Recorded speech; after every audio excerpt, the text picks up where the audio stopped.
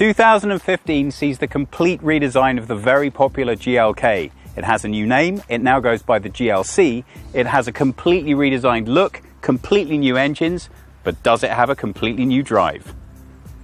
From the very first glimpse of the new GLC, it's clear that there are hardly any similarities with its predecessor, the GLK. The appearance features the new Mercedes design language and feels more contemporary and pleasing.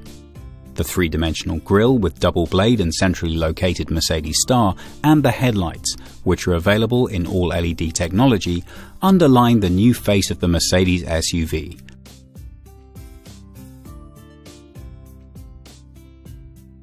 Mercedes offers the bumper in three different styles. Besides the standard, there's a decidedly sporty AMG version and an off-roader which allows for increased clearance over challenging terrain.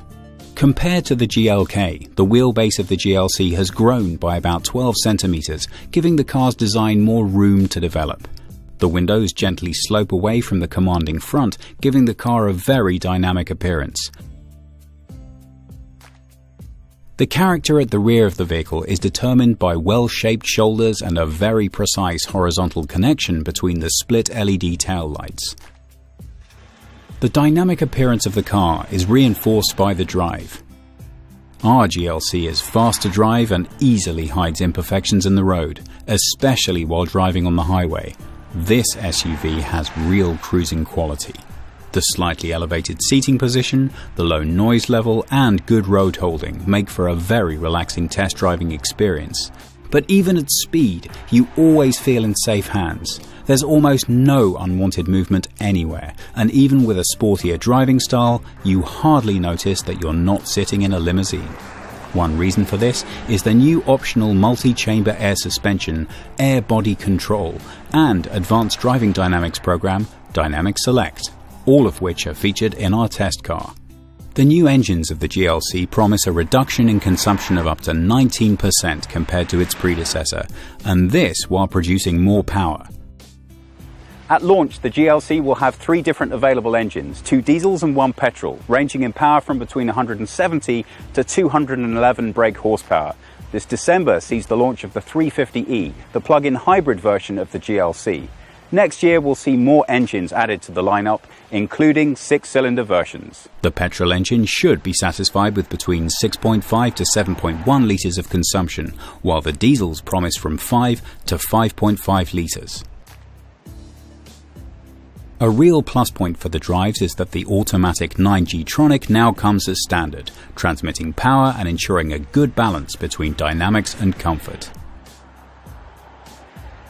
But an SUV with the name GLC should be able to perform as well off the road as on, and that's why we took it for a trip off the beaten track. Thanks to the many technical assistance and the generous ground clearance, there are few off-road obstacles that the GLC would find insurmountable. However, it does raise the question, would the owner of a mid-sized luxury SUV like the GLC ever really put it through such an arduous test? Despite all the good features, what would be the point of a luxury SUV if it didn't shine in the interior? The GLC has clearly increased its interior space compared to the GLK. It has a cargo space that's 4 centimeters longer and 80 liters larger. The luggage compartment now holds a maximum of 395 liters with the seats up, or 1,445 liters with the rear seats down. There is also much more room for passengers. Particularly striking is an almost 6 centimeters of additional legroom for rear seat passengers. Anyone ordering a Mercedes expects always that the finish and the materials will meet the highest standards. The GLC does not disappoint. No matter where you look, everything fits perfectly together. This also applies to the equipment and the safety and comfort features. The GLK was a really big success. It sold 650,000 units worldwide. The GLC is lighter, it's more efficient, and yet it has more space right throughout the vehicle. And with the 9G-tronic gearbox, different available drive modes to select, multi-air chamber suspension system, and the permanent four-wheel drive 4MATIC system, it's really good fun to drive, both on-road and off. With a starting price of €44,506 for the petrol and €44,863 for the 220D, the GLC is not a bargain. However, it is placed at the same price level as its direct competitors. The Audi Q5 and BMW X3 are available similarly priced and equipped. They do also have cheaper versions available, but these only come as two-wheel drive with manual gearboxes.